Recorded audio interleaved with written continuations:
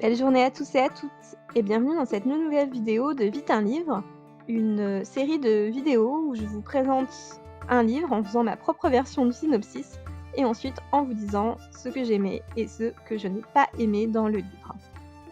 Aujourd'hui, je voulais vous parler du dernier tome de la trilogie Il était une fangirl, Rosie et la bête, qui a été écrit par Ashley Poston et qui est paru chez Lumen en 2022. Tout d'abord, le résumé. Lors d'une convention SF consacrée à l'univers Starfield, Rose rencontre un bel inconnu masqué. Elle aussi déguisée, elle s'autorise à lui parler librement et passe une magnifique soirée. Le retour à la réalité n'en est que plus difficile. Bien qu'entourée par deux amis hauts en couleur et un père mi-bibliothécaire, mi-rockstar aimant, Rose souffre de la mort récente de sa mère. Comme si cela ne suffisait pas, son père et elle ont dû se débarrasser de l'ensemble de la collection de livres de sa mère pour payer les soins médicaux et les obsèques. Parmi les ouvrages, certains étaient particulièrement chers à Rose, ceux de l'univers Starfield ayant donné naissance à une série culte, elle-même reprise plus tard en film. Un jour, Rose rentre du travail quand elle croise un chien errant au bord de la route. Craignant qu'il ne se fasse renverser, elle le suit jusqu'à une grande demeure réputée abandonnée. Le chien s'y engouffre. La porte n'étant pas verrouillée, Rose s'y faufile et découvre la bibliothèque de ses rêves. Un ouvrage en particulier attire son attention. Le préféré de sa mère, une édition unique d'un tome de la série Starfield. Comme elle est sur le point d'être découverte, Rose panique et sa légendaire maladresse frappe alors. Le livre toujours à la main, la jeune fille s'enfuit, fait un plongeon dans la piscine, et ce devant les yeux de Vance, acteur clé des nouveaux films Starfield. Vance, de son côté, en veut à la terre entière. Exit les soirées arrosées avec ses amis jet-setters, exit les frasques et sa belle voiture. Sa mère et son beau-père l'envoient se mettre au vert dans une petite ville où une de leurs amies possède une résidence secondaire. Vance écope aussi de la présence de son oncle adoptif, papa poule en puissance, mais baby-sitter vigilant. Il croit toucher le fond lorsqu'une jeune fille qu'il juge instantanément cruche et suspecte découvre son identité en rentrant chez lui sans autorisation. Et maintenant, mon avis. Rosie et la bête est le troisième tome de la série Il était une fangirl. Il n'est absolument pas nécessaire d'avoir lu les tomes précédents de la série pour profiter de ce volet-ci, mais les lecteurs fidèles apprécieront de découvrir de nouveaux pans de l'univers Starfield qui resteront un peu plus nébuleux pour les petits nouveaux. Et en plus, cela permet d'avoir quelques nouvelles des protagonistes des tomes précédents. La trilogie était une fangirl s'appuie sur une formule attirante. Revisiter des récits bien connus à la sauce geek en développant en parallèle un univers SF fictif, bien sûr, nommé Starfield. C'est une sorte de Star Wars, on va dire. Le premier tome s'attaquait avec brio au conte de Cendrillon.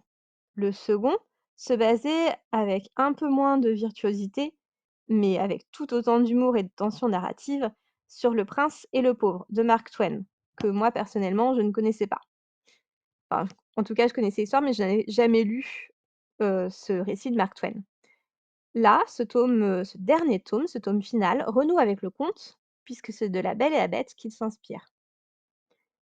Alors l'inspiration est plus libre, par contre, que dans le premier tome.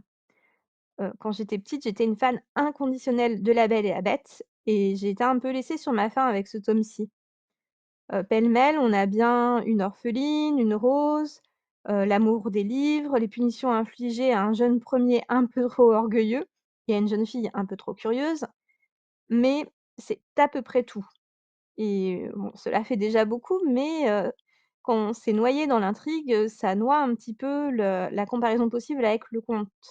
En plus, Vance, il a loin, d'avoir l'allure d'une bête monstrueuse. Alors certes, c'est un ado mal dans sa peau, un peu rebelle, mais il n'est pas laid. C'est même tout le contraire. Il est super beau et ça va quand même un peu à l'encontre d'un des aspects, majeurs de l'histoire de base du conte. Donc la romance, parce que bon, quand même, c'en est une, avance à bons pas, mais elle n'évite pas certains clichés du genre. L'ensemble reste très drôle, servi par des personnages attachants, mais certains thèmes, comme le deuil, l'émancipation, certes sont bien traités, mais sont similaires à ceux déjà vus dans les tomes précédents.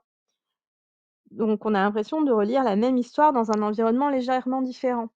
Alors tous ces thèmes, c'est très, très intéressant de les voir, dans une romance, enfin, le deuil, tout ça. Mais quand ça fait le troisième roman de la série, où on a à nouveau un personnage qui est orphelin ou qui a des problèmes avec ses parents ou enfin, vous voyez, c'est un petit peu la même chose. Donc ça a fini par lasser et je m'étais dit qu'il était temps que la série se termine. Ceci dit, ce dernier tome satisfera quand même les amateurs de la série car il contient tous les ingrédients des tomes précédents, si on est honnête. C'est pour le meilleur, en nous servant des situations comiques, des dialogues mordants, un univers SF mystérieux, travaillé, mais du coup aussi pour le pire, en s'attardant sur les mêmes thématiques.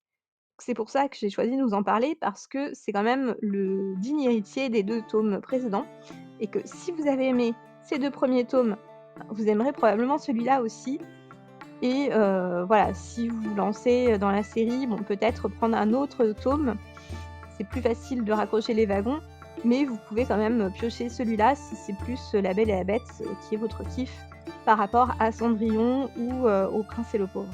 Je vous souhaite encore une fois une belle journée et surtout de bonnes lectures.